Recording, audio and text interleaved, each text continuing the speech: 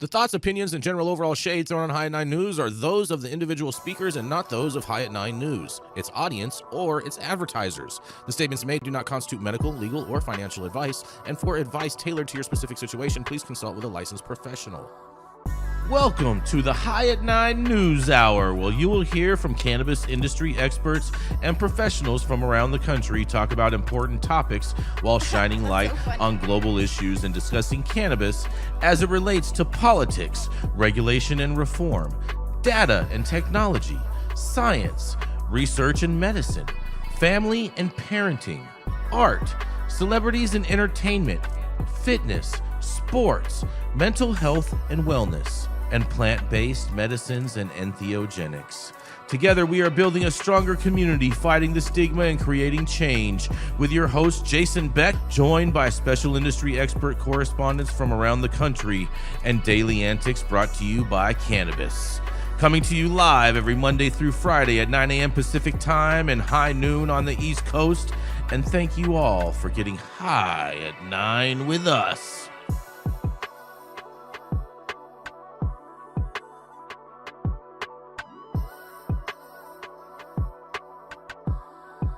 We're getting there, bro. You're not gonna be left out. You're not gonna be like the middle child, Stone. Okay. Total middle stepchild. Here I am. Oh yeah. Good morning, everybody. That's right. It is Thursday, August 21st, and Stone, you are gonna love this because today it's National Hazy IPA Day. You look like a hazy IPA drinker. I'll drink an IPA. I mean, see, but only a hazy one, right? Hazy sounds good to me. Yeah. Interesting. It's also Brazilian Blowout Day. Are they talking about that for butt jobs or are they talking about that for hair jobs? I don't know. I'm not sure on that one. Clearly blowout for hair jobs, but the fuck, like the Brazilian blowout lobby is alive and well, apparently. Like what's going on with that, right? Well, either way, it is technically a Brazilian blow job day. Just saying. Yeah. Well, you guys, it's also National Senior Citizens Day. Perfect day to go along with all that. Give it up to us old timers, Dale. Yeah. I mean, Joe has more gray hair than anybody else. I think he does. Yeah. And it is it's also National Spumoni Day today, you guys.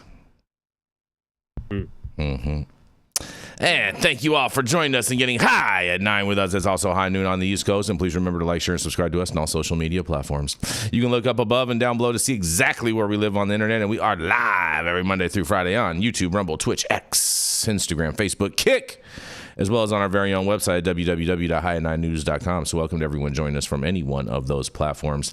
And Miss Jenny Beth Dills is not feeling well today, so I'm technically filling in for Jenny Beth. So I'm going to start off the show with my story. Then we're going to go to commercial, second story, Dale, and then run through the rest of you guys and whatnot. But man, I think you guys are going to find this interesting, you guys, because the Benzinga executives, that's right, the Benzinga executives, they split off and they take the cannabis media brand with them, you guys. It's a rip and dip. 4 executives from Detroit-based financial media organization Benzinga, including its founder Jason Raznick, have split from the company and acquired its cannabis arm to launch Ignited Incorporated. IGNITEIT. Yeah, I guess it's Ignited Incorporated. The company launched Wednesday with Raznick serving as chair and his brothers Patrick Lane, former executive vice president and creator of the Benzinga Cannabis Capital Conference, as CEO, and Elliot Lane, former senior vice president and head of Benzinga Cannabis, as president and chief revenue officer, and Javier Hazy, former manager director of Benzinga Cannabis, as the new company's editorial director. I wonder if that's going to conflict with Javier's new position at High Times. That's going to be interesting. Raznick will remain a board member for Benzinga, and Ignite It is a media and events company that will offer editorial news coverage of the cannabis industry as well as hosting live events with insiders and deal makers. Ignite It is built on a proven foundation, said Patrick Lane in a press release, and he says, "We've spent years cultivating relationships, trust, and impact in the cannabis space. With this new chapter, we're doubling down on storytelling, advocacy, and high-quality business events that accelerate opportunity in cannabis and beyond," he says. Patrick Lane declined to reveal the terms of the deal, but called the split amicable. And as part of the deal, Ignite It acquires Benzinga's cannabis events, including the Cannabis Capital Conference, its daily cannabis newsletter, and the archive of its cannabis editorial content. Patrick Lane told Cold Cranes that Ignite It would regrow the former Benzinga cannabis events that declined in recent years after the pandemic, and Benzinga under Raznick launched its Cannabis Capital Conference events back in 2017 and held them across the country, including a popular event in Hollywood, Florida, annually.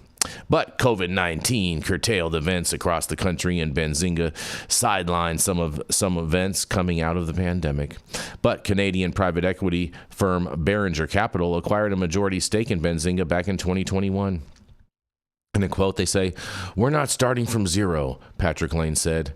"We invested in these events. We know they can do it. And we're coming off a record year and look forward to scaling it under Ignite It."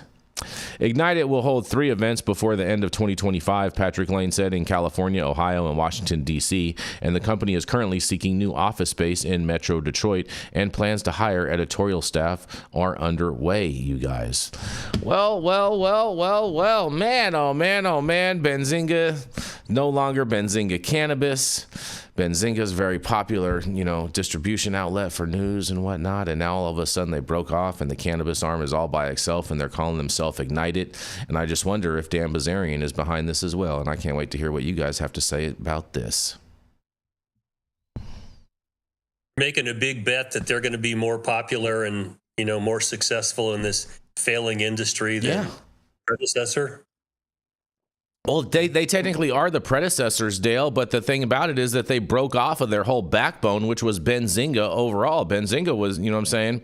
I'm not sure if this is the smartest move for these guys, but, time will tell, and we shall see. At the same time, I don't know what Benzinga was trying. Maybe this was the only way to save Benzinga Cannabis. In essence, was to rebrand it as Ignite It, because maybe Benzinga was going to can the whole cannabis thing altogether, and these guys just wanted to revive it and keep it going. That's also a possibility. I think you're right. Half of the possible is that we don't have a lot of options, so you're going to be out of the job. Probably why they got a favorable deal with taking these spinoffs. I mean, there's not a lot of value there, at least from the corporate standpoint, and getting them off your books and have somebody take the liability is not a bad decision to make. Now, do they have a chance at doing something that they were doing before, but I don't know, were they successful at it? I don't know. We'll see. It sounds like they're going to be instantly top heavy too, which is, what do you even do with that? That's really difficult to work with as you're starting. You're the starting square. You already need to. How many people did it mention? 3, 4 from reviewing before. Like that many people's salaries, like right out the bat. That's like, that's the first thing you have to figure out. Holy shit, that's frightening. I mean, I think you guys are right. Like they probably had a use it or lose it type of scenario given to them. Yeah. But if I was to, try to figure out the 10 best bets of what to throw money at, this one seems like, who knows what they're going to be able to do with this. Hopefully more than just limp along. But I feel like we've seen this play out before, and it usually doesn't go well. Yeah, I'm with you. The other part is, they have Javier Hazy, and if I remember correctly, we covered a story where Javier Hazy was appointed as the editor, director, whatever for High Times going forward. So I wonder if he's going to have a conflict of interest working for both of these publications, or even have enough time to really manage both of these appropriately. People are definitely going outside their wheelhouse these days, and I think it goes back to what Dale said. It's people are in panic mode, and we're seeing people risking a lot of things in crazier ways and coloring outside the lines in ways we had not yet anticipated. It really just makes our industry a moving target. Which, best of luck to new companies out there, but it's tough. Yeah. Contracts, the intellectual property parts of these contracts would be interesting to see how they're parsing this out. Because all of us think that what we're saying here is our own intellectual property, and at some point it belongs to somebody. But if High Times and Benzinga or Ignito or whatever the fuck they're calling themselves overlap, how do you protect property rights of either one of those if there's backdoor communication about, it'd just be an interesting part of an employment contract to see how that works. Maybe High Times takes on and Ignite. Who knows? And you're trying to dig up Dan out from the dead, Jason? Did I hear that at the end of your story? What's that? Dan, you try to dig up Dan Blitzeregg out of the... Well, they called themselves Ignite. Ignite? They called themselves Ignite, and that's I'm just wondering if Dan Bazarian is possibly behind this somewhere. You know what I mean? It is Benzinga Capital Conference, and so you know what I'm saying. It's all the Brads and Chads unite. You know what I mean? When it comes to that, and you know what I'm saying, or even better, as Elliot Lewis put it, Chad Zinga. You know what I mean? And so I just wonder. I think it's super interesting that how this split off. They just or maybe Benzinga was like, hey, you know what? There's no money in cannabis. We're just gonna peel this off and throw this thing away. And they're like, no, we still need our jobs and we can run this ourselves. Good luck to you. Good luck. Yeah. Maybe they should have called it turning a new leaf. Best wishes.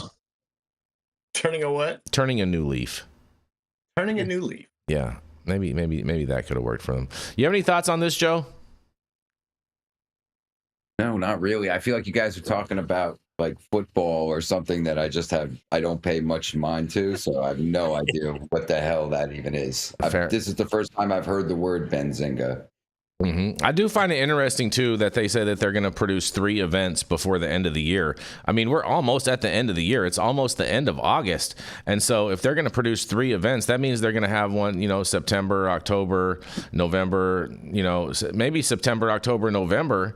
And there's not a lot of people that go to events in December. Pretty much MJ Biz Conference takes up all the air out of all the events and as far as for December, and then you have the holidays and stuff like that. So I'm not really too sure what they're going to really be able to pull off, especially with Ohio, Illinois, and DC. But, we'll see. We do wish them the best overall. And, we do want everybody to succeed that is trying to do things and whatnot. So not trying to downplay that. I just have lots of questions, and there weren't a lot of answers in this statement. But nonetheless, we'll keep it rolling. We're rolling to our first commercial, and we'll be right back.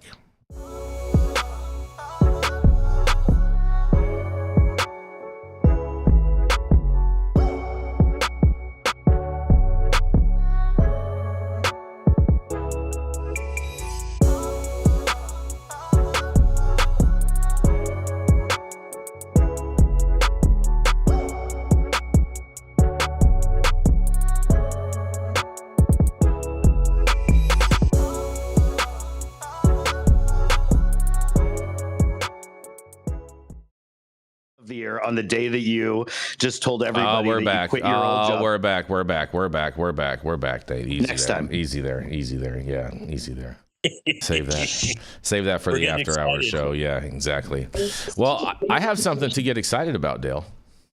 Yeah. We covered this whole gun debacle yesterday, and I found another shoot 'em up bang bang story for today. You guys, you're gonna love this, Stone, because it's, you know what I'm saying. You love Texas, and Texas is all about shoot 'em up bang bang. Bang bang, buddy. Yep. Because the 11th Circuit Court of Appeals reviews a case challenging gun ban for Florida medical marijuana patients, you guys. That's right. The 11th Circuit Court of Appeals have reviewed a constitutional challenge to the federal law that bars marijuana users from owning firearms, ruling that the ban may conflict with the Second Amendment. In a decision issued on Wednesday, a 3-judge panel said the government had not met its burden of showing that disarming state legal medical marijuana patients aligns with the nation's historical tradition of firearm regulation. Oh, man, strike one up for the good guys.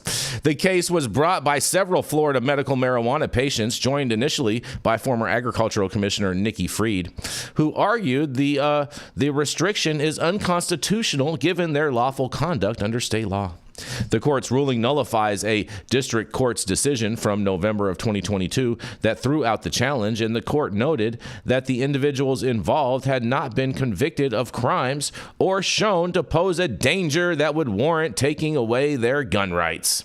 Under federal law, marijuana use remains a misdemeanor offense, but Florida voters legalized medical cannabis in 2016. The panel ruled that this conflict was enough to allow the case to move forward.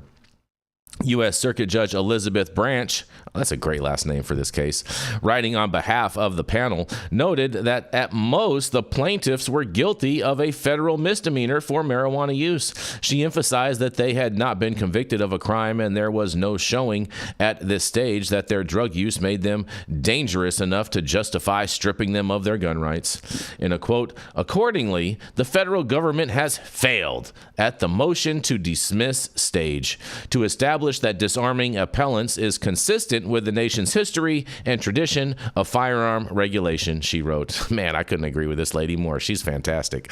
Recent federal rulings have came to similar conclusions, and the judge in Texas dismissed charges against Adrian Gill after finding the government failed to provide intoxication, with the Fifth Circuit overturned Patrick Daniel Jr.'s conviction on a similar grounds, and the case now returns to the lower court for further proceedings. Wow, look at this.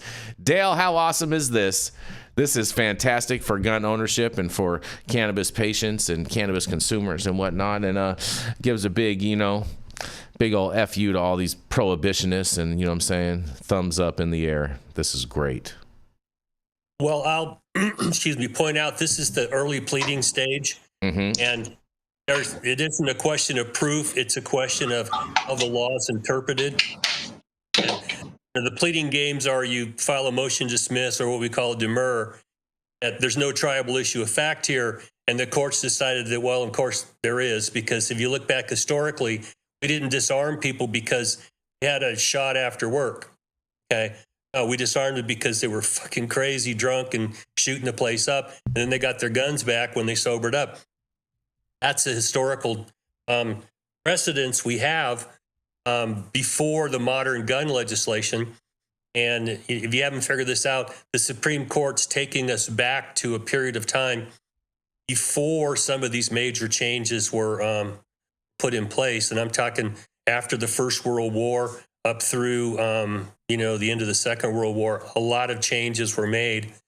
And, they're taking us back to a point where read the document. If it's pretty clear what the document says, what in the actual fuck are we talking about? I feel you on that, Dale.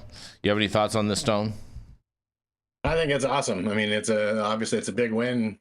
It's a big win. Why the hell this whole time you're allowing people, alcoholics to walk around with a gun with no problem at all? You're not checking a special box when you got a gun to say that I drink alcohol. It's a ridiculous. It's a ridiculous law. I'm glad. It's a small win, but hopefully it continues to go in that direction. I'm going to keep bringing this up, and I'm going to keep beating this drum as hard as I can. But the reality of it is that the psychotropic drugs is kind of the bigger problem here, not cannabis. I mean, if you look at all the mass shootings in schools and whatnot that have been major tragedies across the country, they all involve the shooter has been on psychotropic drugs. And yet no one is talking about that, and no one wants to raise that point up. And if we're going to be banning people from using substances or whatnot, and banning their gun rights, we need to start there, because there's at least enough documentation and case evidence for that. Points out how idiotic our federal drug laws really are. Mm-hmm. I mean, because when you start scratching at this and sniffing this, go, well, this makes no sense. Well, of course, because our overall drug laws don't make a lot of sense.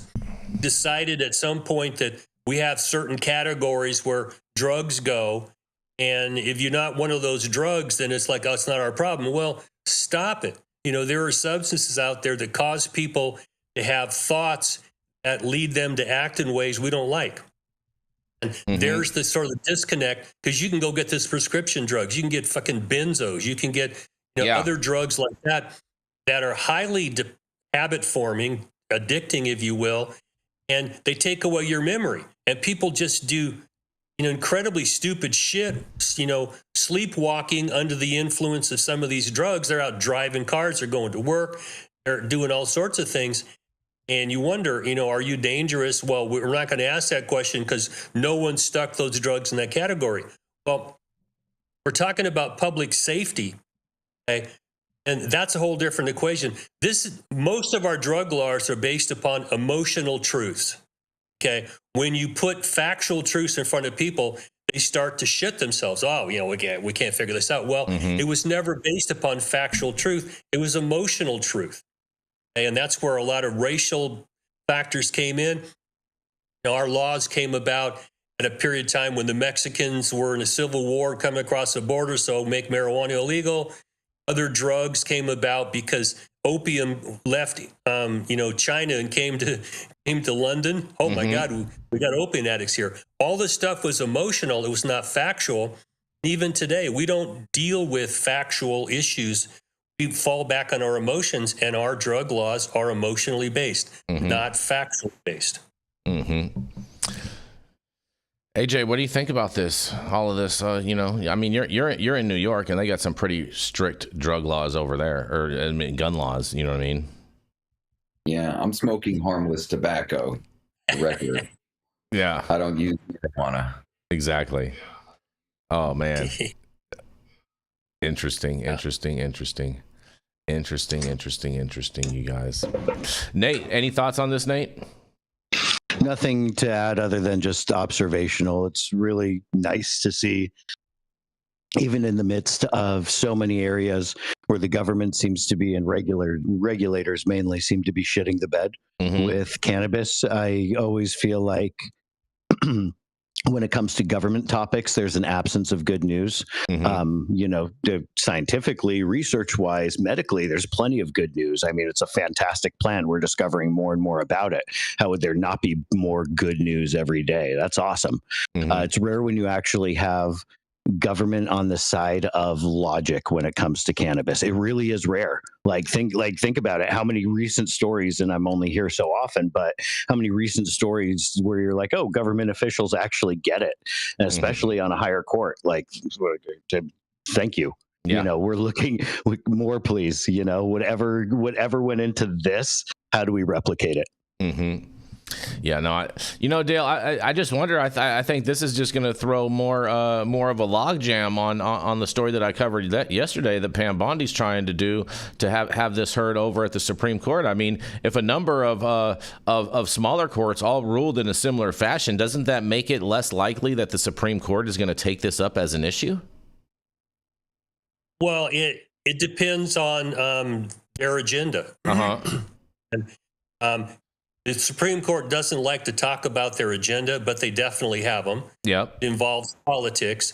And when there's, circuit splits out there, and that's what we're talking about. We're at the appellate level now. When you get a 3-panel, that's an appellate level, and you might have what they call an en banc decision where they all come in and make their decisions. But if there's a split, or if the issue is important enough on the Supreme Court's agenda to take it up, we'll hear it.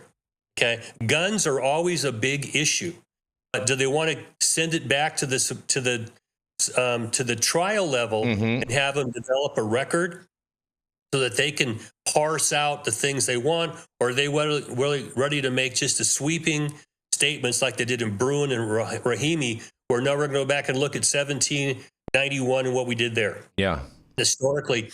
Now, I don't know. We've got that out there in the circuits. Do they want to come in and put out a basic rule that's going to cover the entire country? I would hope so, because for us that use cannabis, we don't want the government to know we use cannabis, because that's you can lose your gun rights. There are other rights that you can lose because you're on paper as a cannabis user. I'd like to see that all go away, but wish in one hand, shit in the other. It's the reality today.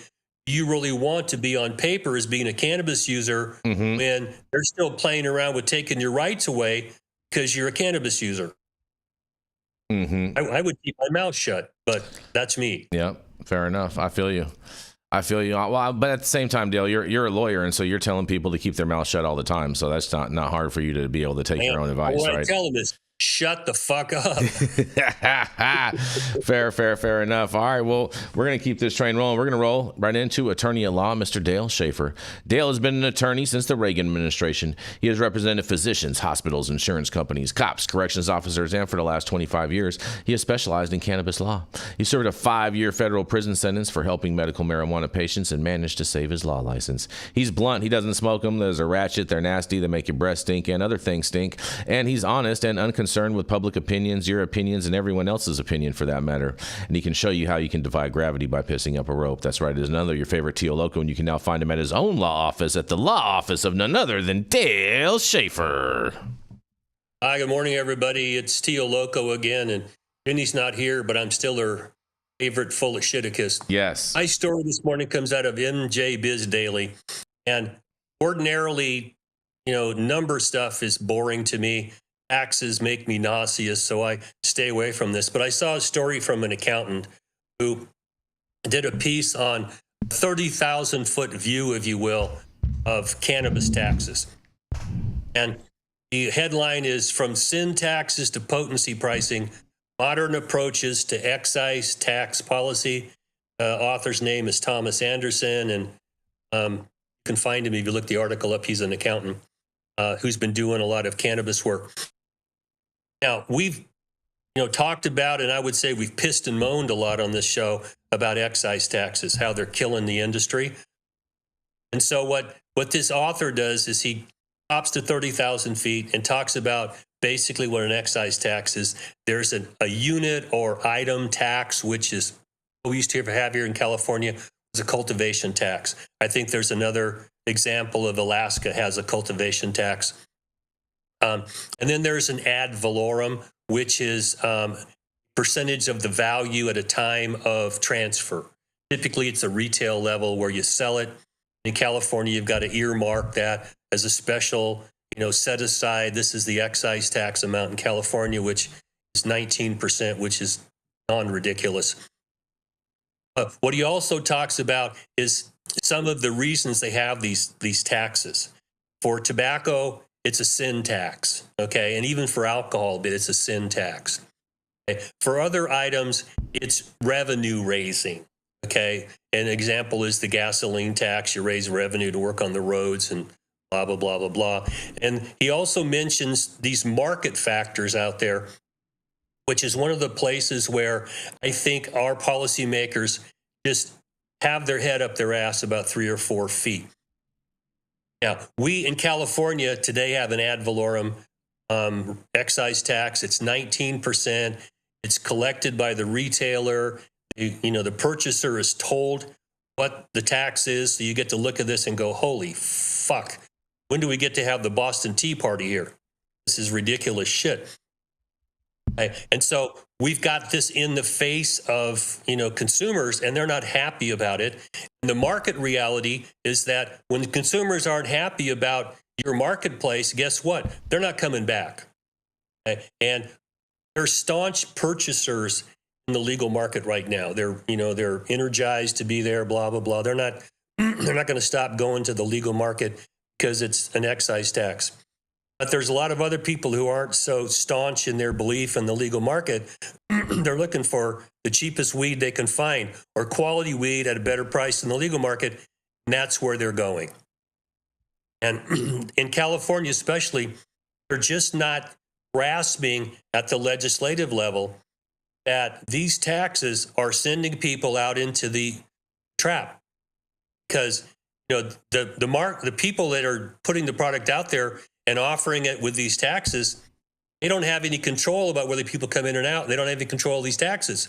They're not benefiting from this. Black market is. So we've got that as just an absolute insane perspective from the legislative point of view. They're not recognizing this and doing something about it. They think it's just cool. We're going to keep raising money. Inside of this is a revenue raising part of this.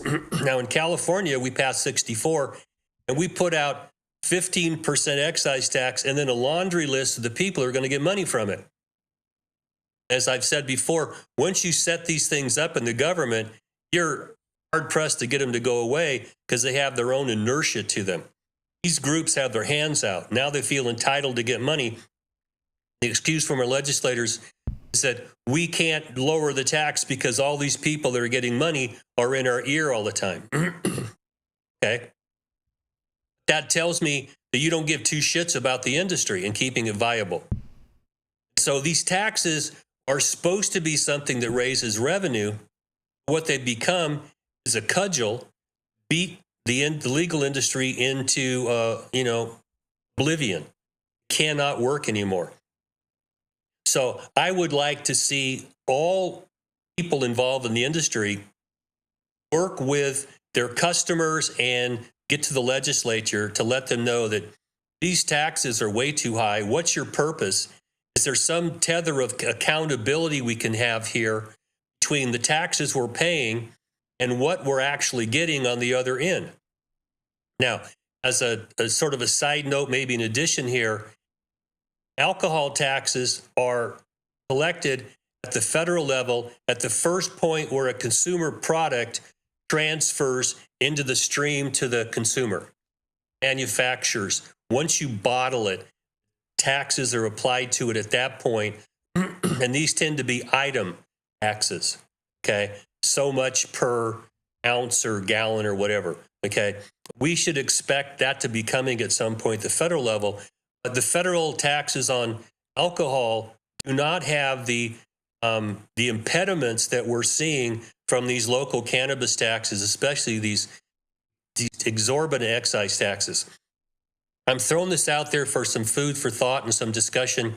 They said, taxes cause me nausea. I got to go smoke a joint now to get over my nausea. But I think it's worth talking about because this whole scenario about taxes and excessive taxes is at the heart of why our industry just cannot get off the ground. I'm going to throw it back to you. What do you guys think? You are so right, Dale. You know, these taxes are really the crux of the whole issue of the vein of all of our existence as far as within the cannabis space of why people aren't able to make money, ain't able to actually grow their businesses and whatnot. And it's the only person making money in this is the government and the lawyers at the end of the day from all of this. Mm-hmm. Definitely. Tax policy can make or break the cannabis industry. Done right, it funds schools, projects, local projects and all that shit. Mm-hmm. Done wrong, it hurts everybody. It hurts the consumers, props up the black market. Mm-hmm. These lawmakers just see this piggy bank with a leaf on it, and they keep shaking it, trying to get all the coins out of it. Oh, it's kind of like in Casino when Joe Pesci is shaking the diamonds out of her hair, and she's like, "Oh, that's all of them. That's all of them." It's like, "No, get back down there." Starts shaking her head some more. Exactly. Mm-hmm. Question, and I wanted to direct this at Dale as it was your article that you were reading, but to the room. I hear this kind of stuff and, inspired because really like what Dale said, this is at the heart of the issues that our industry is dealing with, is putting up with. Mm-hmm. And, if you changed this, you might be able to change and fix the whole dynamic and the shit show that so many different factions of government have ultimately made of our industry. Mm-hmm. And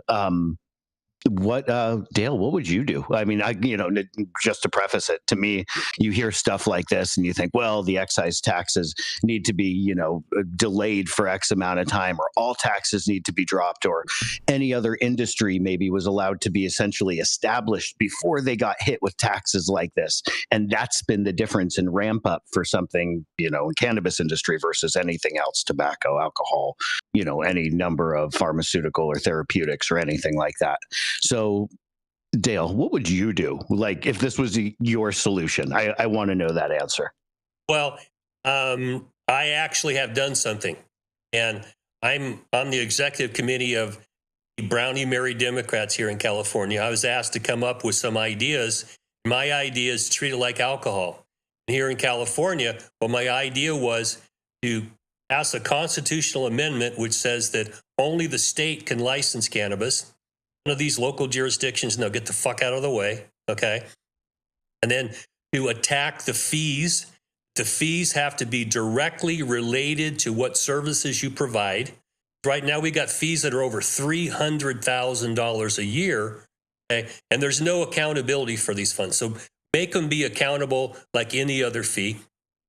Drop the taxes to 3%, which is about what Californians pay for distilled spirits. And then take all these people out there or these organizations with their hands out and just, erase the whiteboard. Fuck you. You guys were willing to watch us die. Why should we be so concerned about you? You're not getting your money from these exorbitant taxes, okay? And restructure this and take away. In California, it's called 26,200. It's the local control. Take it away. You can zone, you can give hours of operation, but you can't stop it. You can't collect a local tax on it other than a uniform sales tax, okay? And make it more like alcohol, because this is not like tobacco. We're not taxing it to get people to stop using it. I don't think the government's argument is like that. This is more like alcohol. It's there. We tried to make it go away. We couldn't. Cannabis is in the same sort of legacy category now. They've tried to stop cannabis since 1937, and cannabis won. Okay, so now when do you accept it? Let's treat it like we do alcohol now and take a small piece off it. My idea is to put it into research, into counseling, into drug treatment, okay, and allow local jurisdictions to seek reimbursement that go after people breaking the criminal laws around cannabis. That's my idea. It's in paper. And I got to tell you, it's in the Democratic Party right now. We're having, a dog and pony show, and it just irritates the shit out of me because I look at it like a Saturday Night Live skit. Put in something that seems reasonable, and you get these fucking little minions who think they have a little kernel of power running around and go, well, you can't do this and I can't do that. It ain't our job, it's their job, and we're going back and forth. It's like I want to blow the whole goddamn thing up. Because when you come at these people with logic, they're in their emotional truth space, okay, and their ego and power space. And it's like, get the fuck out of the way. What can we do that's good for people? And I remind you that our country started with taxation. John Hancock was the most notorious smuggler in the colonies. Like, I ain't paying your fucking taxes. I'm smuggling the shit in. Okay? They don't get that. It's part of our DNA and our ethos.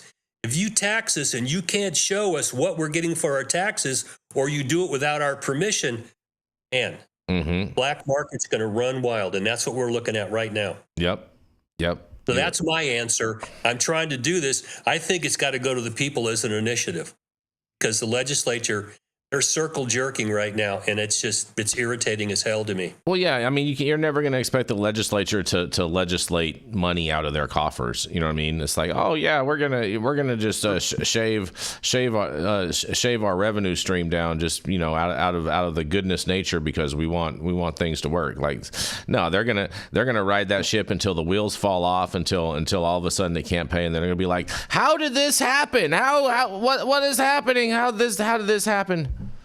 And then it's going to be all the operators' fault.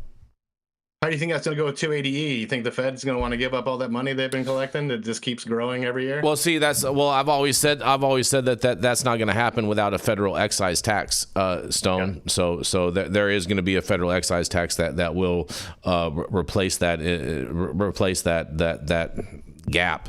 You know what I mean? But at the same time, the IRS is in trouble with this administration, and they've been getting audited and whatnot, and they haven't been passing a lot of things. And that whole branch of government could possibly be even dissolved in the next, next year or two. I wouldn't be surprised. Well, but that discussion, Stone, is one that I've had in the California legislature with multiple different people. It's like, well, if you're going to take money away from one place, you're going to have to bring it in from another. Okay. And that sort of begs the question of where's our money going? All right. Now, before the 18th Amendment, and actually before they got income taxes, 40% of the federal budget came from alcohol taxes. They took that away with income tax, and now it's a fairly small amount used to cover their operations, blah, blah, blah, blah, blah. Got to get to there with cannabis. That road is windy, as you can tell. And if you come forward and say, hey, you're raping people with 280E, wink, wink, nod, nod, we're going to have to replace that money in the federal budget with an excise tax. If that was the quid pro quo and it was on the table, I might be supportive of that because that's actually honest. Okay. They're not being honest. Our government takes too much of our money. It provides too shitty a services to us. Government is bloated, right? It thinks it can solve every problem, but what it really does is it's got this bureaucracy that is out of control. Nobody's in charge. And for those of us that are in the accountable class, okay, we have to do things to get money. You know, if we don't get it done, people don't hire us, we get fired. The bureaucracies are unaccountable. I mean, that's why they shit themselves when Elon Musk said, you know, show me 5 things you've done this week. Like, whoa, no one's ever asked me that. Well, there's the fucking problem. Yeah. Okay? If I'm giving you money, I want to know, well, what am I getting for it? Yep. The answer is, well, a circle jerk. You know, no one wants to tell you. Well, I'm sorry. That's not acceptable to me. You know, and I'm going to tell you, the Democrats have built these bureaucracies, but the Republicans have just, you know, fed off their back. Yeah, both parties have blood on their hands about this shit. And when you try to bring it back, it's like taking candy from a little kid. They scream and cry and have a tantrum and okay. They're unaccountable. And I think that the American people would like to see a whole lot more accountability. And, you know, the bureaucracies don't want to do that because it's not good for them. Any thoughts on this, AJ, about accountability? I mean, you live in a highly taxed state. Yeah, well, early on, I think advocates for legalization were willing to make any deal just to get something done. Yeah. And they made shitty deals. And the only the federal government can come in now to get their piece and do tax reform because, the local governments aren't giving breaks, or once they depend on the revenue, they're not going to give it back. Yeah. Once they have it allocated in their budget or whatnot, they're like, no, how are we going to pay for this then? Yeah. What's that? Anytime soon. Doesn't look like it's headed that way anytime soon. No. But we definitely do need some change. And I have reviewed Dale's policy. It's phenomenal, and it's something that we're going to work with some people on in the coming weeks and months and whatnot. So hopefully we can possibly get some things done. You have any thoughts on this, Nate, before we move on? No, thank you for the answers there, Dale, and thank you for the work you've put in so far. If you or anyone listening, the magic is, how do you make that blueprint as big as possible, as vast as possible? How do you make as many people as possible aware of it, and understanding that that's a thing to go about, which I've got ideas. Let's talk some more about that in the future. Fair enough. And on that, we're going to roll into our next commercial, and we are going to be right back. Every legend has a humble beginning. In world news, leaders are gathering today for the annual summit. I want to tell you something, Che. The government is watching us through the television. Oh, John. Look, right there. They're trying to hack into my TV box. We're still not able to hack into the TV box, sir. Ha! But they can't. I've rebuilt the entire electronic system, and it sends and receives signals through quantum phase space. They'll never get in. Engage target. In other news, local authorities are investigating a series of strange atmospheric phenomena reported by residents. Ma'am, we're with the federal government. We need to ask you some questions. John? Is there a problem? We've been trying to penetrate your TV box for over 6 months. I told you they were trying to watch us through the TV, but you didn't believe me. We can't get in, and to be frank, we have no idea what you've created. Yeah, that's the point. It's called privacy. You know what the Fourth Amendment guarantees? All we know is that we can't get inside. We want to know if you can create one for us. QUX. Even the government wants one. Every legend has a humble beginning. And we are back, you guys. Stop whatever you're doing. Make sure you smash that like button. I know we'll appreciate it. You'll appreciate it. And YouTube will appreciate it. Also, make sure you subscribe to the channel if you're not subscribed already. And all of the articles that we cover on today's show, you can read directly on our website at www.high9news.com. And I do want to say that today is the day before we turn 4 years old here at High 9 News, and so we want to thank everybody that has participated throughout all of our full 3 year tenor. We want to thank all the viewers, all the subscribers. Please continue to share us, help us grow. We're almost at 6,000 subscribers right now, just on YouTube alone. We do need to grow our X and Rumble platform, so please make sure that you are following us there as well. And just want to send a lot of thanks and a lot of love to everybody that has participated in the show, shown up every week, as well as all of you at home who are showing up every day, watching us and getting educated and learning more and enjoying what we have to say. So thank you all so much. And tomorrow we will have a special somebody joining us tomorrow that you guys have not seen in a long time. So you make sure that you tune in tomorrow to see who that special person will be. I'm sure you guys will all get a good kick. And Stone is actually going to be with us tomorrow as well. And we did get a super chat from the C Word who says, "Kicking myself out of the chat. Have a great day." Well, the C Word, you have a great day too, man. Much love. We appreciate the super chat. Thank you so much. And on that, we're going to roll into our next commercial, and we are going to be right back. Introducing QUX Pay, or simply the Pay app. Where you can pay like it's nobody's business. Because it isn't. It's what everyone's been clamoring for. It's finally here. Secure every payment. Your data stays private. QUX will never sell your data for profit, period. Pay friends, family, contacts instantly. No hidden fees. No limits. Spend on the move. With this patented technology, you can use debit, credit, bank transfers, cash cards, and even crypto completely offline. Amounts transferred through the Pay app reach their destination instantly. Transfers in a flash. As quick as sending a text. No more waiting around like crypto. Are you ready for the future of payments? The state of the art for money is finally here. Data privacy and security protocols trusted by militaries and banks worldwide. QUX Pay, the Pay app. Available as an app and point of sale system, personal and corporate accounts available. Go to QUXPay.com and start using the Pay app today.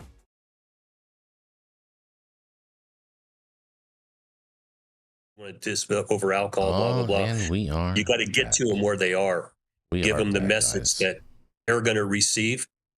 And that's where I think we have to have a good marketing and strategy plan. Dale, we From the agree. We're back, you guys. I think we're back, Dale. Yeah, we've been back. We've been back.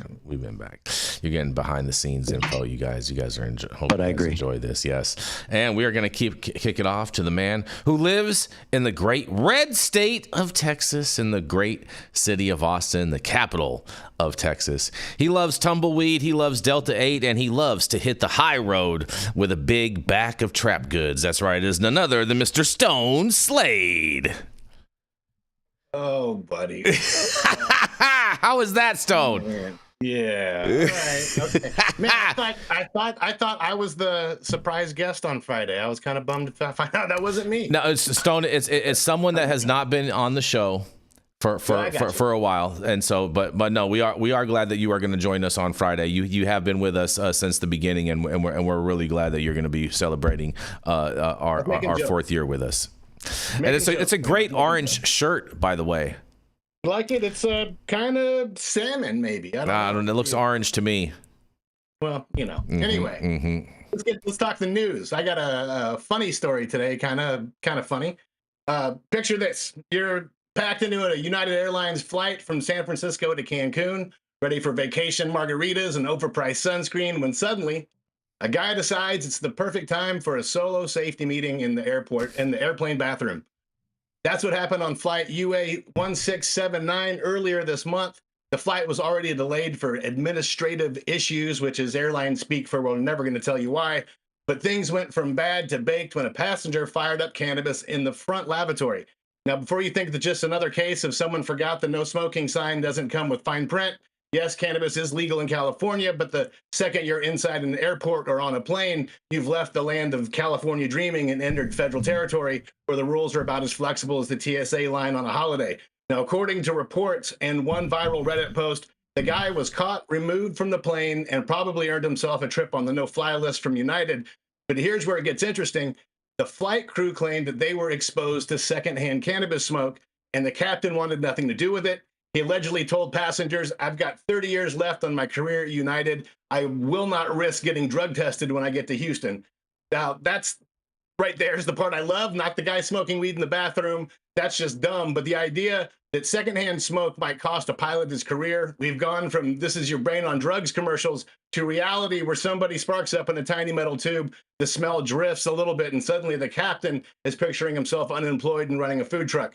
So United had to swap out the entire crew. Everyone on board was deplaned, handed a $15 meal voucher because nothing says sorry for your delay, 4-hour delay, like a half a burrito from SFO, and eventually made it to Cancun later that day, 4 hours late, but hey, they got there. Let's not forget, airports are crawling with federal authorities. TSA says they're not looking for cannabis, but if they find it, they'll happily tell the cops. Chicago O'Hare even has a cannabis amnesty box, kind of like a modern day confession for your edibles. So no, sneaking a joint on your carry-on and firing it up in the front bathroom is never clever. It's not a good way to become, it's just a good way to become the main character on a Reddit thread. Here's the bigger picture though. Cannabis legalization has moved faster than federal regulation. And what you get is this weird patchwork. Legal at home, a crime at the airport, safe enough for a dispensary in San Francisco, a flight ruiner at United Airlines. And once again, it's the regular people, hundreds of passengers just trying to get to Cancun are the ones caught in the middle of this outdated federal game of catch up. So let's recap. One guy smokes, a whole plane deplanes, a pilot worries about losing his career to phantom secondhand smoke, and passengers get meal vouchers worth less than the drink they're going to need to get over all of this. So next time you fly, remember, the seatbelt light turns off, the no smoking sign never does. I'm Stone Slade with the High at 9 News. Man, Stone, this is such a great story, bro. This is so good, and I imagine we're probably going to see a lot more of this. So this was a flight from San Francisco to Cancun, Mexico. Supposed to be a direct flight originally, and had to emergency land basically in Los Angeles. Am I correct on this? Say that again. They had to basically do an emergency land to deplane in Los Angeles. And they had a deplane. The pilot was afraid that he was going to get in trouble for being high. I mean, since there's so much confusion with cannabis and how it works and whatnot, I'm not mad at the pilot for being afraid of that, of that being a fear. I mean, you've gone so long with not consuming cannabis and everything else like that, and there's so much misinformation out there. I'm not mad at him for feeling like that. I think that's an ample feeling that I think a lot of people that don't understand how cannabis works and how it gets in your system, I think that's a legitimate concern for people that are uneducated on the plant. Yeah. He shouldn't be uneducated.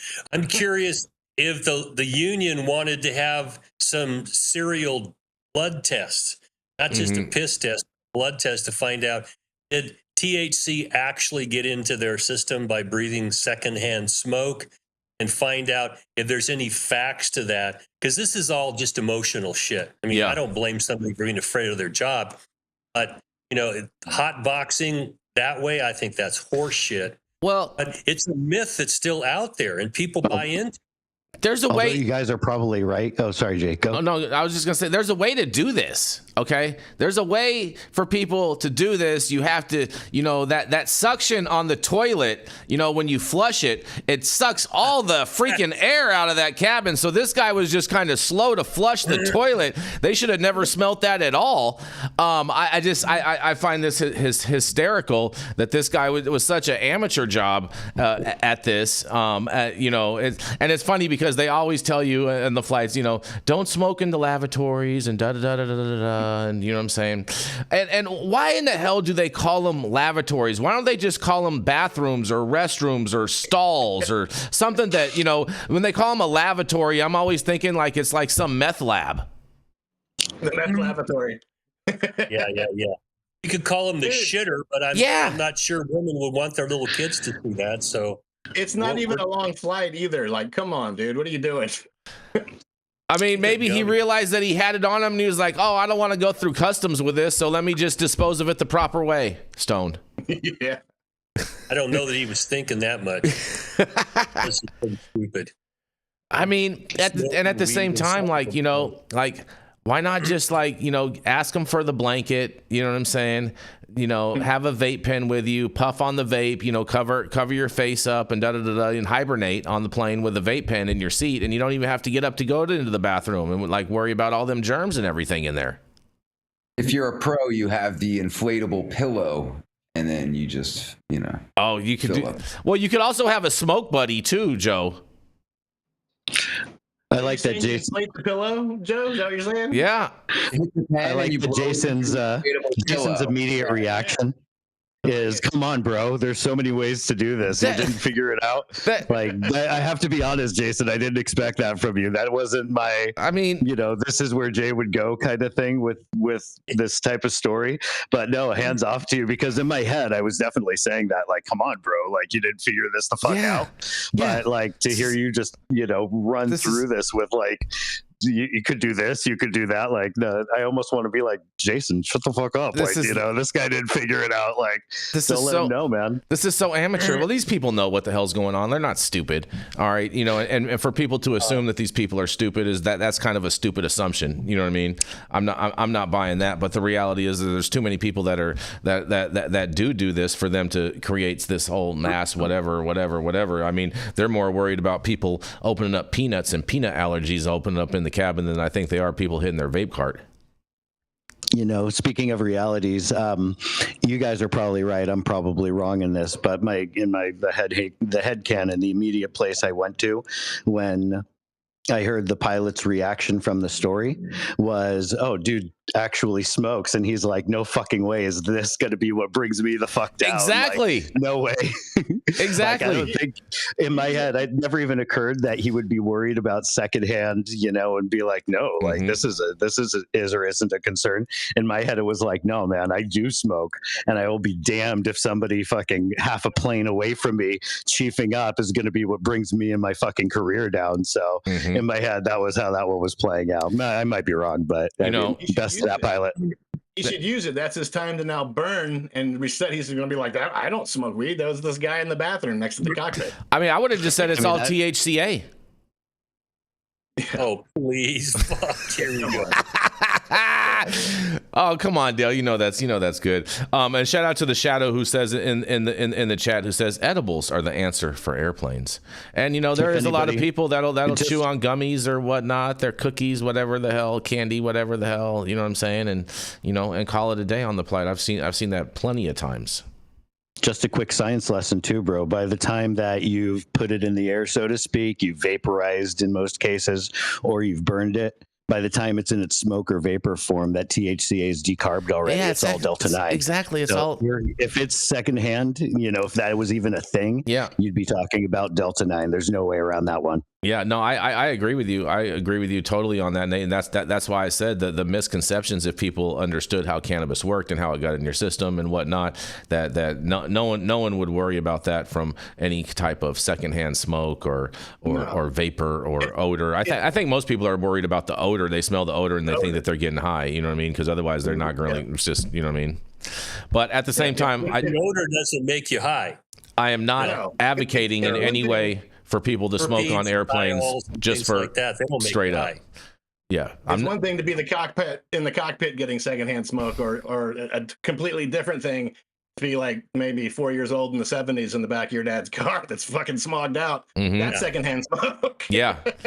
You know, and like I said, I am not advocating for anybody to be smoking on planes in any way, what shape, form, or ever. So I don't want my comments to get misconstrued or whatnot. I'm just, you know, these people are just amaze me sometimes. But nonetheless, Stone, this was a phenomenal story. I had fun with this. It was a good one. Yeah, this was great.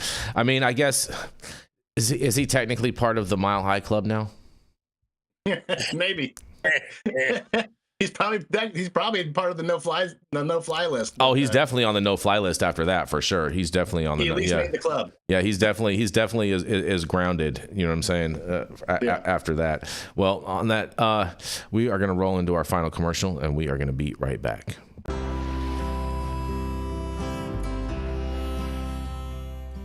Oh man, your knees still bothering you, man? Yeah, my left one, But I'll tell you what, I've been using this new CBD cream, and it works like a miracle. CBDs? I done heard about them CBDs. I was out there on them Twitters the other day, and I heard they get you high as a kite. Well, not this stuff. This stuff is tested. Every batch, all the way through, pharmaceutical grade. And in a GMP certified facility, so you're not going to have to worry about flying high. GMP certified?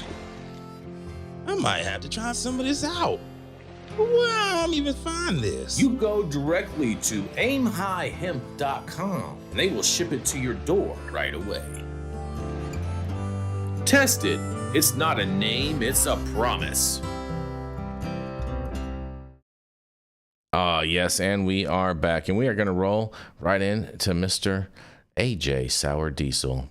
He's an asshole. His name is Joe. It's not just for cups, and he is also the creator of your favorite strains like Sour Diesel. That's right, it is none other than Mr. AJ Sour Diesel. Okay, well today we're going to cover.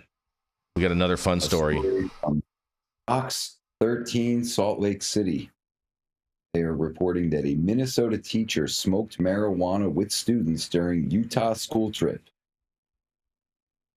In Kanab, Utah, a Minnesota teacher has been indicted after police say he offered drugs to students while on a school trip to Utah.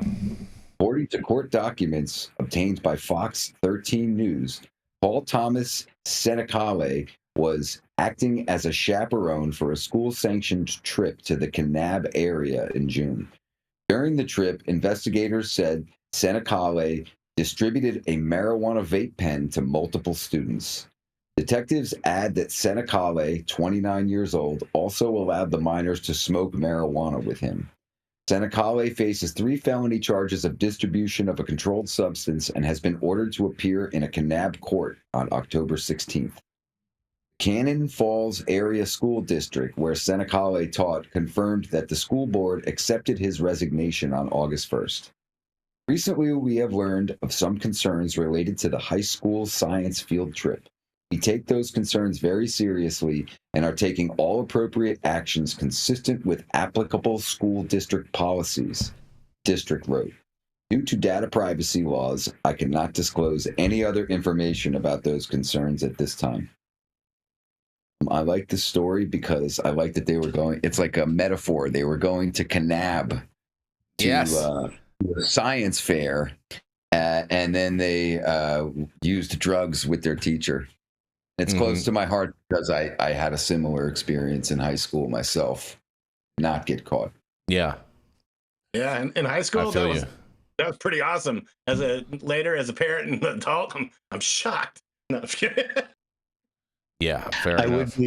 I would be a special kind of angry as a parent, and as obviously cannabis friendly parent, is if somebody, me managing obviously what I felt to be the best way of bringing my kid into that, I would be very dismayed at somebody, breaking that cycle. But I don't know, Stone, you had the opposite upbringing, where I came from very much of a non-cannabis background. From what I understand, that was pretty family friendly for you, right? Totally. So the fact that you smoked, it's, that I guess brings up some interesting aspects of family dynamics and what you'd consider to be appropriate versus not. But at the same time, as a parent, I'd still very much want to make that choice versus, say, the teacher, I think if my dad had found out that I had smoked with a teacher, he'd have been pissed, even though he was totally, cool. That's my first reaction, you know, but at the same time, I think family dynamics across the board, but then at the same time, like, no, it's up to the parents to manage something like that. And I don't feel great about that teacher thinking that was their place in that kid's lives, you know? I've represented school boards before, and this is a nightmare. I mean, at my gut level, my kids stole my weed, and I wasn't all that, concerned about it. I knew that their friends smoked weed. But that connection between the school and now does it look like you're condoning this kind of behavior? Where does it go? It creates problems from a legal perspective that, it's good the guy resigned, but now I'm hoping that inside the school board, they're having let's go sit down and talk about this behind closed doors and what in the fuck are we going to do? Yeah. I've been on school trips. We went to Disneyland. We just got so fucked up. But the teachers were anti-marijuana. This is, 55 years ago, something like that, a long time ago. Now it's a whole different world. And there's got to be, a position for teachers to take. It's like, when some girl's flirting with you and she's 15 and you're 35, there are some rules there. We got to draw some lines there for our legal protection, because not everybody is as forgiving as perhaps me and Stone might be, or even you, Nate. Like, I got a whole shitload of grandkids now. It's like, I'm not encouraging you to smoke weed. If you do, I'm not going to throw you out of the family. For God's sakes, don't be stupid about where you're doing it and who you're doing it with. How proud would I be of my kid if he saw that going on? It was like, even if he was cannabis aware, but no, guys, like that's fucked up territory. You should not be doing that. Yeah. Anna Lewis in the chat, she said, we had a teacher that tried to be cool with us, and turned out a few years after I graduated, he was arrested for being a creep. And that's one of the things I feel like with this is like, this is like, it's creepy type of behavior. Like, people that are around kids should just focus on letting kids be kids and watching them and let the kids kind of do their things and grow and help educate and mentor in a way, and not be these like creepy weirdos that's just like, oh, it was so cool, I was getting this kid's high, or I was getting these kids drunk, and it's just like that's not the move, bro. It's not cool. It's not funny. There's nothing, what I'm saying? There's nothing edgy about that. It's just it's disgusting behavior, and people need to get a grip back on reality when it comes to things like this. This is just, what I'm saying? This is just screwed up. It's and I think it's another thing too, like when you have parents who are allowing their kids, you have a kid that's adolescent age, and they want to let their kid consume different substances or whatnot in the home under supervision. I think that's a totally different type of a situation than anything this is, because at least it's by their parent. But and that still doesn't make it right or justifiable or whatnot. But it is being done by the parents, and what I'm saying, that's a whole nother situation. That's not the school. The point is, I think the point is that he lapsed the ability to know what the consequence of this action was. Therefore, he's not fit to be a chaperone. Well, there are some black and white rules in environments like this. I mean, I spent a year in a high school classroom teaching, and I don't know how anybody does it. These fucking parents and these goddamn, hormone-driven children, which I was at one point. It's very difficult. But when it comes to relationships with children that have lines in there, there's got to be some clear guidelines, right? It's like, you understand, hey, if we find out you're doing this shit, it's like your dad taking you to the woodshed. It's like, we're done talking. You're fired. Yeah. Okay. And you may be blacklisted, because it shows a lack of emotional maturity. You can't say, okay, even though I like smoking weed with teenagers who are in my charge, it's like, what makes you think that that's okay? And those are discussions to have inside the faculty lounge after this is dealt with by the school board. All right, guys, this happened. Don't pretend like it didn't. It's like you catch, Teacher Smith having sex with the cheerleader. It's like, no. We cannot have that. We've got to reinforce. These are hard and fast black and white rules. You can't live by them. Then there's the door. Yeah. We turn our kids over to the schools, and too many people expect the schools to raise our children. It's not their job. These are the areas where parents need to be the ones that are in charge of this. And if you send your kids to school and find out that they're having cocktails after lunch and, the school knows about it and no one's doing anything about it, that's a serious problem too. These are issues that are parents' issues. And the schools, they're not equipped for it. This is the kind of stuff that just makes you shake your head. It's like, what? Did your mom drop you on your head when you were a kid? What in the fuck is wrong with you? Yeah. Yep, exactly. It's like WTF all day on this. AJ, you definitely know how to choose them, bro. All day. Well, we're going to keep this train rolling. We're going to roll into our final story of the day, and we're going to roll right into Mr. Nate Winokur. Nate is the founder of Bell Coastal Labs, a labs that was unjustly criminalized by the DCC. And now he is creating educational content all around the cannabis space with his new platform, Teaching Bud. It is none other than Mr. Nate Winokur. Thank you so much for the introduction right there, brother. Yeah. Rolling right into a story from Ganjapreneur.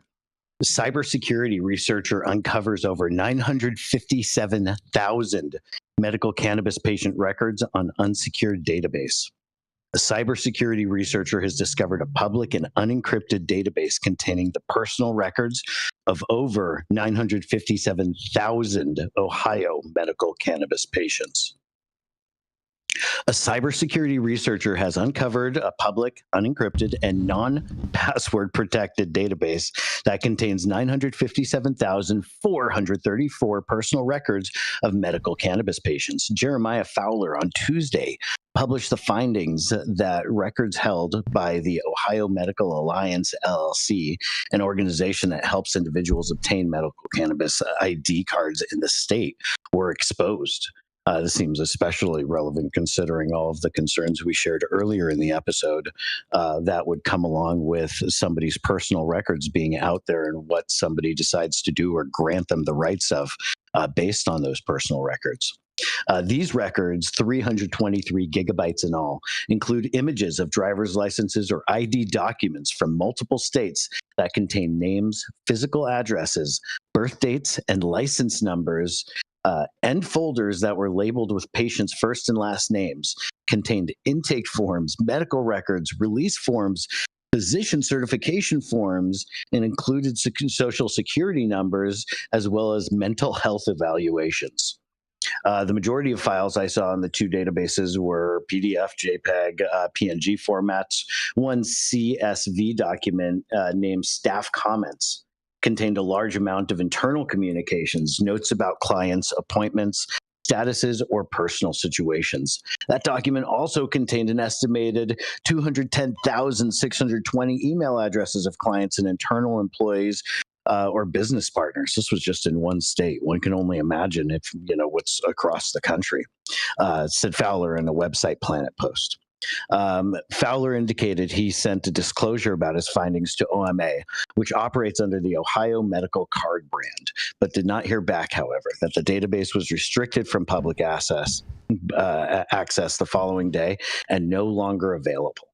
And that's the story. It's an interesting little kind of symptom of what's going on in our industry. I feel like if our industry was allowed to progress a little bit faster, if we were allowed to break out of these fledgling stages, this is the kind of stuff that in secondary phases or beyond would have been well considered and thought of.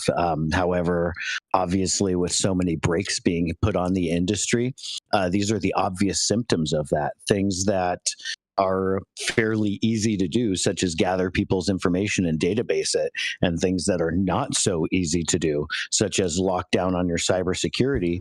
We're obviously seeing a clash of that, and that's got some very weird dynamics that I guess we had hoped never to see, but here's pretty straightforward evidence of it.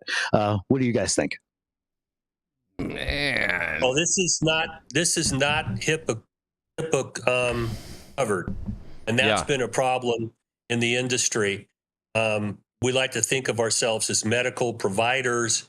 And when Molly and I were doing it and she was an MD, so we were collecting records and things. We had privacy requirements on us. And I have a law office, and I have privacy requirements on me.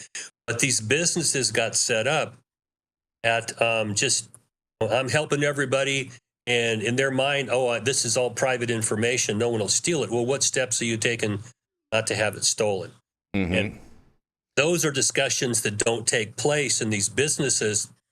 And as far as I'm concerned, this should be actionable, and these people should be out of business. But I doubt if they may have insurance for stuff like this, but these are not the typical businesses you deal with in the medical industry, where everybody, by contractual relationships, has to have privacy guarantees, insurance coverage, all these other policies and procedures to protect people. And our cannabis industry is sometimes run by people who don't think very deeply into what might happen when you've got a whole shitload of information there that somebody sitting in, Singapore, India, is hacked into your goddamn system, and they're selling social security numbers. Okay. And it doesn't speak well for our industry, because it should have been covered, and it shouldn't be out there with its ass hanging out that even some junkie at Starbucks can hack into your system. What the hell do you guys think you're doing here? You're so right about that, Dale. This group needed to get in touch with QUX. You know what I mean? That would have helped them out, because they would have been able to offer them their post quantum encryption, and that could have probably helped them out a lot. But the more I hear this story, you know what it reminds me of, Dale? It reminds me of the whole DNC. Password 1, the whole Bernie Sanders debacle, the whole, you know what I'm saying, the whole Seth Rich, the whole all of that. This is what this story reminds me of all the way. It's like, it's crazy. It's crazy that people are so loose with this, with such critical information, that it's just like, they treat it like a chewing gum wrapper and just throw it in the streets for anybody to pick up. Well, my experience in business is that if you fuck up and get sued, and your insurance company's got into it, they'll fix the problem, or you won't get insured. That's how, when you've got legitimate businesses that are run by people who understand how to work with, the industries, you have insurance. Insurance is much more effective than any governmental entity, because they just won't insure you, and maybe you're out of business if you can't get insurance. So you pay attention to what they tell you. Some of these entities, like the government, if you don't understand that there's people out there every day learning about computers, and their moral compass says, I'll just steal information from people. They're everywhere, and they're making money. And, there's a whole dark industry out there. And I think Bitcoin and all this other stuff is involved in it. But, scammers are everywhere. And if you don't have a plan to deal with scammers, and I think there should be a cost as a business entity if you don't have these plans, other than, I got sued, or I'm going to send you $10 because somebody got your social security number, whatever else stupid bullshit they do. This costs people their life savings. It costs their credit. People lose their houses over this.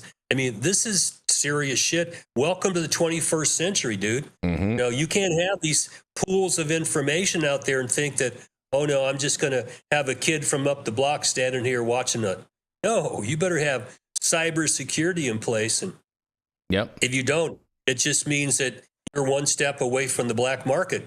You're not thinking about this kind of shit. Yep, exactly. You're so right about that, and like I said, QUX can't help with this, and make sure that if you do reach out to QUX, that you let them know that you heard about them here at High at 9 News.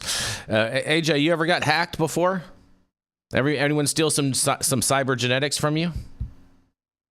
No. I learned to stop using my credit card to buy gas on the 5 when I would drive from the Bay Area onto LA, because at one point I had 3 cards hacked and that were unusable, and I was down to 1 card because I buying from gas stations. But that's the extent of it. My favorite hack of all time was There was the one where people were looking for to have an affair. What was the name of that website? It was about 10. You're thinking Ashley Madison right there. Oh, yeah. A lot of people got that. Yeah. Oh, man. What about you, Stone? I you know, you're in Texas, you know what I'm saying? I'm sure a lot of people want to hack a lot of things in Texas, you know what I mean? They have acts, you know what I'm saying, competitions and stuff like that, and it's all a bunch of hack jobs out there. Yeah, I've been hit with the gas station thing a couple times over the years, but I got hit with that one time, but it was actually in the terminal inside the store in the gas station, not even the actual the gas pump. And this was on the 15 on the way to Vegas. Got stopped, you know where where there's the White Castle, you know what I'm saying? There's a whole bunch of other little restaurants right there, and right there, that little gas station, bro, right there. Oh man, I was so furious. I was so furious when it happened, and then they were fast, bro. They were fast. Like by the time I got to Vegas, all the money was gone. You have to pay cash for gas in California. Yeah, because it's very. You get a cheaper price too when you pay for gas at most gas stations in California now. They have a gas price and a credit card price, but also if you do use your debit card, they do give you that cash price also, which I found is interesting. But all right, fair enough, you guys. Protect yourselves out there, you know what I'm saying? Quick Pay is out there to save the day, you know what I mean? And on that, thank you all for joining us and getting high at 9 with us every Monday through Friday at 9 a.m. Pacific and high noon on the East Coast. And big shout out to our audience and supporters for tuning in daily and listening to the insanity that is the developing cannabis industry. Huge thank you to Catalyst Cannabis for helping us keep the lights on over here, and thank you to our correspondents for being absolutely amazing. Thank you to Cannabis Sativa L for giving us a reason to do this every day, and thank you to all of you always tuning in and every day helping support us to grow and getting us to where we have now completed year 3 of High at 9 News. And thank you to Cloud Media partners Elias and Kai somewhere in the metaverse, and thank you all for tuning in and getting high at 9 with us. We are America's #1 daily cannabis news show. You gotta hit the end button, you guys. You gotta go to the video. Come on. There we go. They don't want to stop. There's like, we're still in year 3. We're still in year 3. We don't want to switch out yet. Hold on as long as you can. Yeah, exactly. Dale, Jason, do you want to develop that idea that